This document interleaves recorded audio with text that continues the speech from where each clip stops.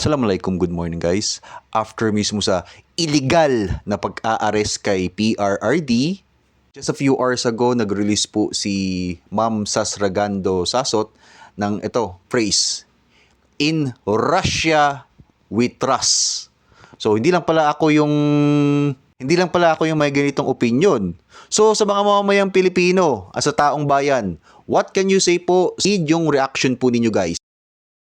Who is more trustworthy para bigyan ng justice si PRRD at ang mga Dutertes? The Americans or the Dutertes' best friend?